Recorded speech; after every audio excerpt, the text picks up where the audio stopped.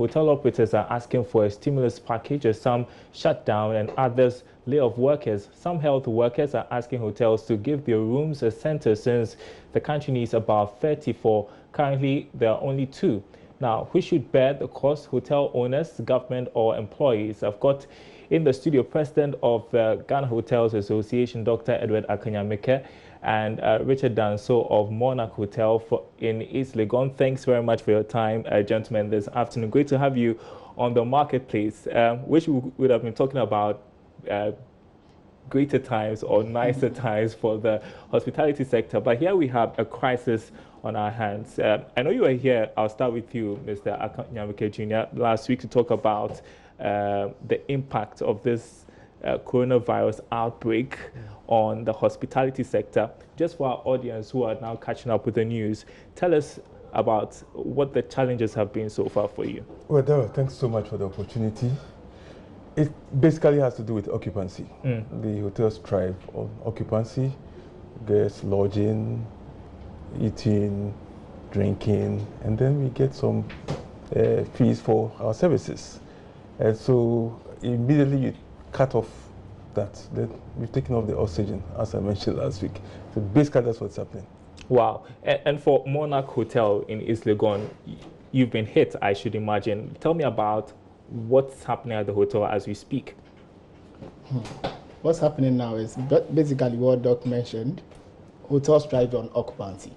And now since we've cut everything, I mean, it's practically empty. So, you know, workers have to go home. You don't have 1 or 2 people in there? We do have 2 people for now. But they are stuck in Ghana now because they can't travel out. Because all borders are closed. I think 1 Canadian and 1 Sierra Leonean. All borders are closed, so they have to stay. They don't. But obviously, we have to cut the staff because we need to pay staff throughout the whole period, and nobody knows when it's ending. All right. I want you to paint the picture for us, for people who are trying to understand. So, on a normal day, how many people would you have in the hotel? What kind of services would you have offered? And how has that changed? On the normal day, you do have an occupancy, an average of 70 to 80%, and there are conferences coming in and out. And, you know, as you are aware, last week, the president gave a strict order that you shouldn't have any conferences and all that. So, I mean, every hotel was hit because all programs were cancelled. And even before, we expected this. I mean, like 2 months ago, we expected this because since it's hitting other parts of the world, we knew it will come to us. So for us as in a hotel, we stopped our foreign bookings for like 2 months ago. All right, and so now you have to deal with the impacts. Now, the question is, how do you survive, I guess? And you've come up with this proposed interventions to cushion the hotel industry. Run us through what you are asking of government. Well, we are asking this based on a very simple premise that when such unprecedented situations occur, we need to take unprecedented actions to resolve the issue. The hotels are going to face serious challenges with cash flows. And then that comes with various financial obligations. Talk about taxes, VAT, talk about NHIL, talk about Get Fund, talk about SNIT, talk about PE, all these, and even our regulatory bodies. We have a whole host of them that we need to pay. So what we are saying that the government should, as a matter of urgency, suspend these payments. They should just suspend the payments.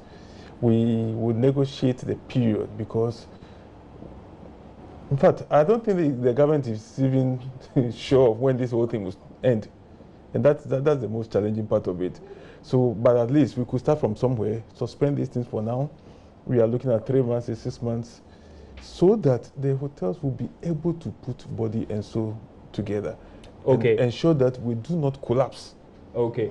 I just want to run our audience through the interventions that you are seeking at this point. So when you take the issue of payroll expenses, you're asking government to support payment of basic salaries over the challenging period, engage worker unions for salary cuts. When it comes to utilities, you're asking for government to subsidize 60% of water and electricity tariffs.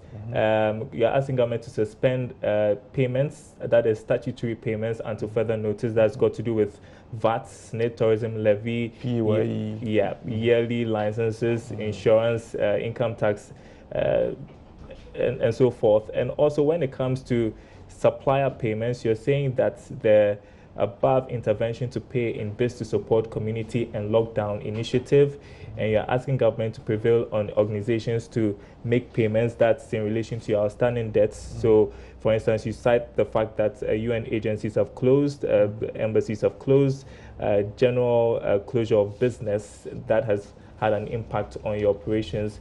And you also talk about pending loan repayments. So you're asking for a possible suspension of payments for the next 3 to 6 months, a reduction of interest rate to 0. And when it comes to hotel supplies, you are saying that it should be made available specifically to all public institutions, hotels, at a subsidized rate. And so I'm just wondering, for how long are you seeking this intervention? Well, tentatively, we are looking at around 6 months. 6 months? Yes, we are looking at around 6 months. And that is even based on our projection and hope and faith that this whole pandemic will be over or substantially dealt with within that period. Okay, so you're now reaching out to government. Have you sent this proposal to government as of now? Well, the Ghana Tourism Authority is our primary regulator. So as a matter of procedural approach, we have sent this to the Ghana Tourism Authority, and they intend are going to put it before government. When this goes to government, I would wish that government would be able to meet all the interventions that you have proposed, but just in case they have to strike some out, which one can you do without? You see, we could look at this in stages, because I would wish that they wouldn't strike anything out. I would want us to look at this in stages immediately, with as a matter of urgency. We are looking at those statutory payments, because today is what, 23rd? Yes. The month is ending. By the end of the month, the GRA will be out there waiting for their value-added tax, PAYE, and all those SNIT payments and things. Okay, where's the money to pay? It's not there. So that could be the starting point. Then, subsequent to that, we are looking at the payroll, because the challenge is that a lot of workers will have to be sent home. That was going to be the next point. For you, you'd have to deal with that. Are you laying off workers? Obviously, they have to go home, because no guests are coming in, no guests are going out. So how do you expect to sustain them and pay them? And even what we are talking about, all this that we've mentioned, you can't take any out. You can't take any out. I mean, you need to. Other countries are doing it.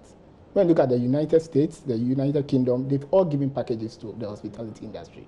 So we are expecting that since this, I mean, nobody expected this.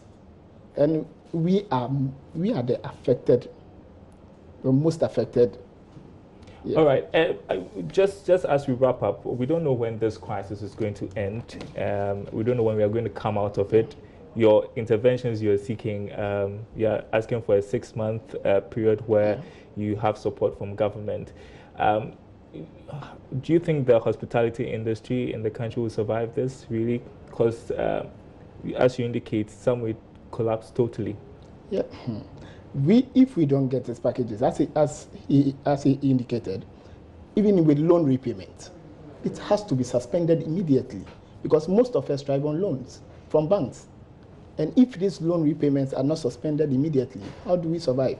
Because we are not working, but the banks will expect us to pay loans, repayments, which is not possible. All right. I believe in the resilience of the Ghanaian. But with the necessary support of the government, we'll be able to bounce back. That support is very important. And please, ECG. Because when you look at traveling and business, it's in our DNA. Right. No matter how people start traveling. You know, there's so much to talk about. Unfortunately, we don't have so much time. So we'll leave it here. Thank you so much for coming into the studio. It's really sad to hear about this, the fact that workers also have to be laid off. It's pretty grim, the future of the hospitality industry. Thanks very much indeed.